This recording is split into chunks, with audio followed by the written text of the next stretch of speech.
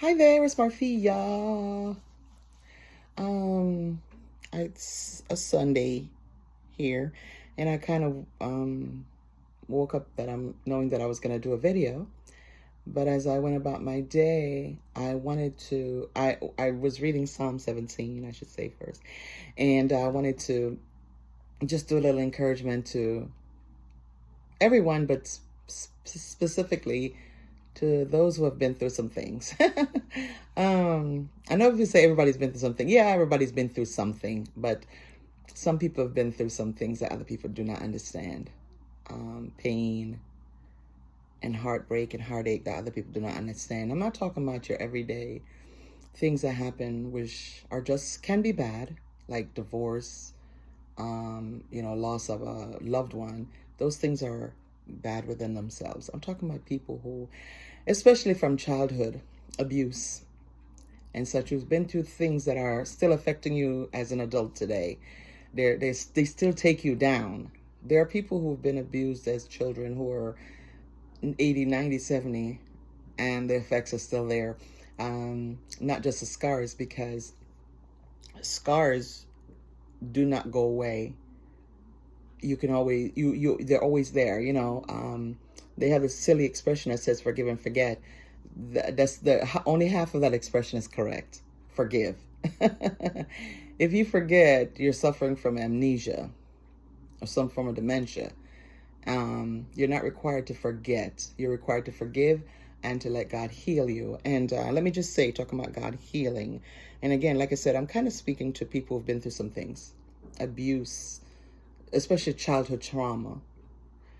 Let me say this. One of my hatred for God when I was younger, and why I didn't call myself an atheist, but I thought if somebody asked me, I'd say I was an atheist, is I used to be so angry that where were you, God?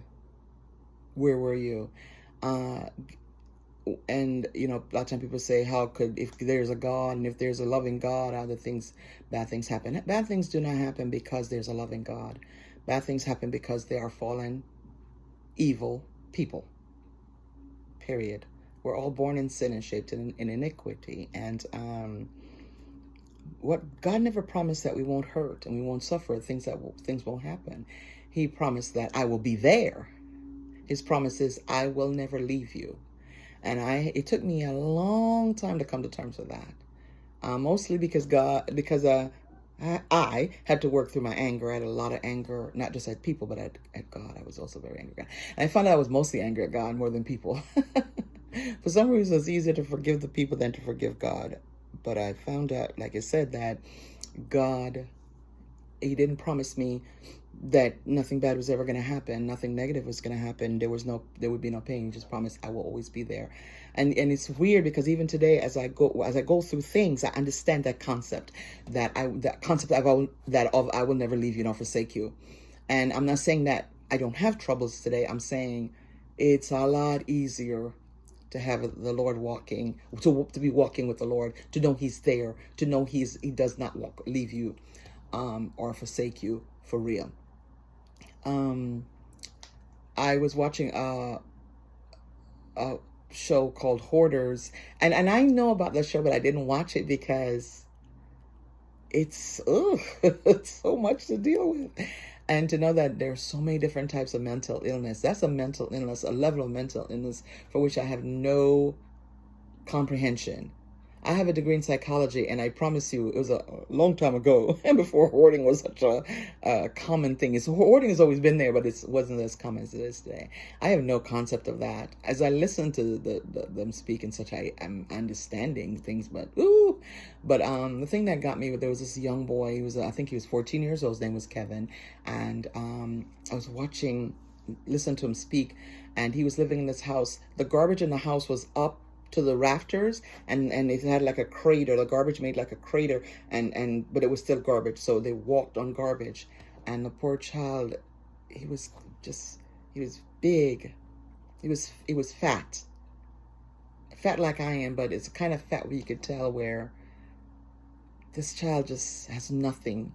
He just eats whatever he can rummage. When he rummaged through the garbage, whatever he can find. It just breaks my heart.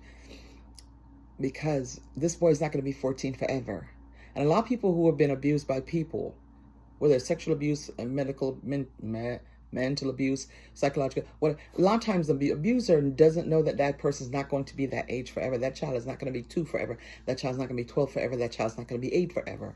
And they don't see the man. And I am able to see the man and the woman in the child and know the consequences of what is being done to them, what can happen. I feel extremely beyond blessed to be where I am today, to be alive, to be here, to be functional.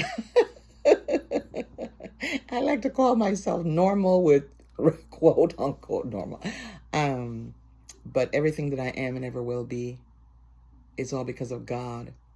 I never saw his hand until I think it was about 2010. And I finally understood some of the things that I went through and why and where God actually was located at that time. So one of my favorite Psalm is Psalm 17. I know I love to say this is my favorite scripture, this is my favorite chapter, this is my favorite verse.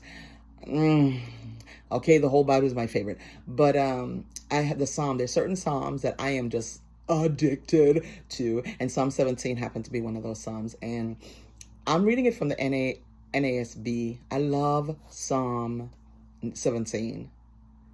It's basically a prayer by David, asking God to save him from his enemy. You know the things that David has gone through with a lot of enemies, and he was a warrior king. And David, the man after God's heart, how much God loved him, and I tried to imagine a man like David. I always compare myself.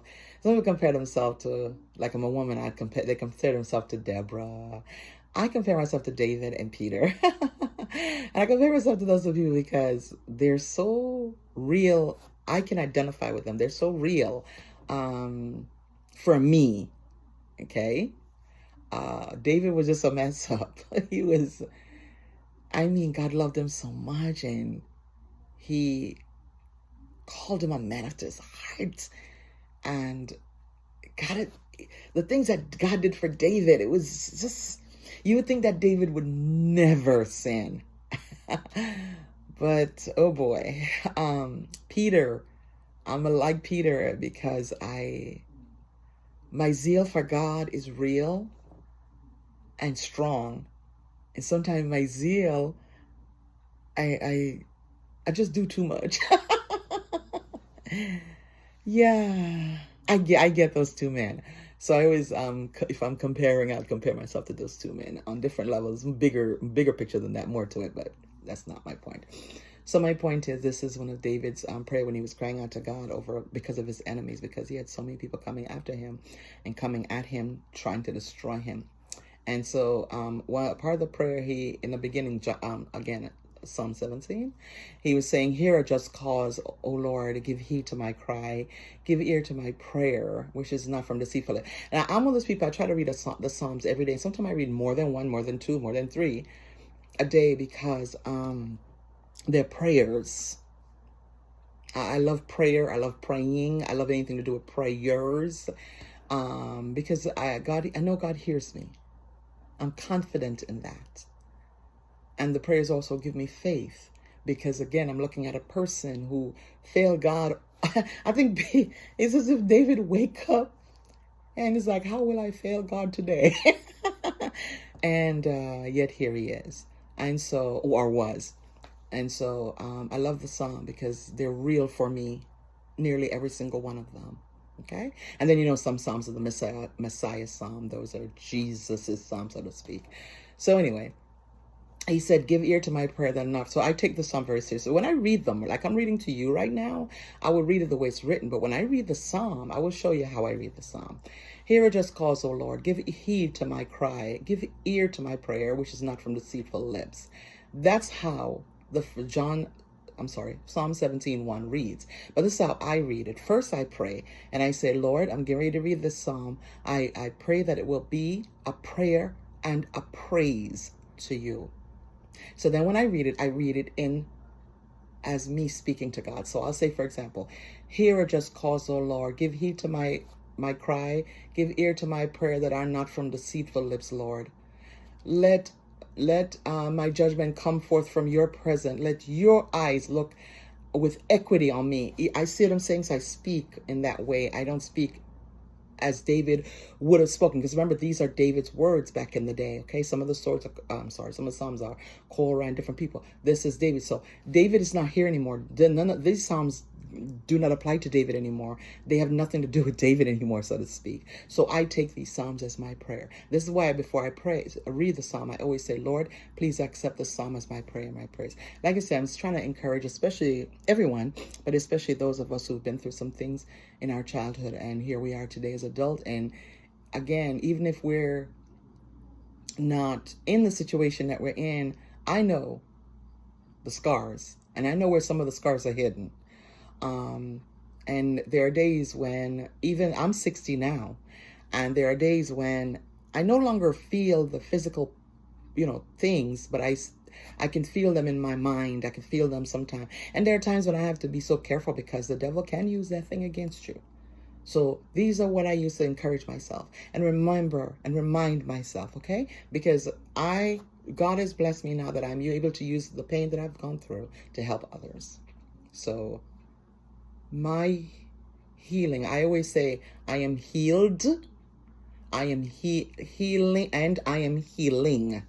Okay, I don't consider myself I'm healed and that's done. I'm healed and healing, and will heal, and it's a continual thing. Okay, so this psalm, he says, keep me, when the part of the psalm, and it's a long psalm. I don't have enough time, because I told you before, as I said to you guys before, these videos have to be at a certain length, because or they will be cut off.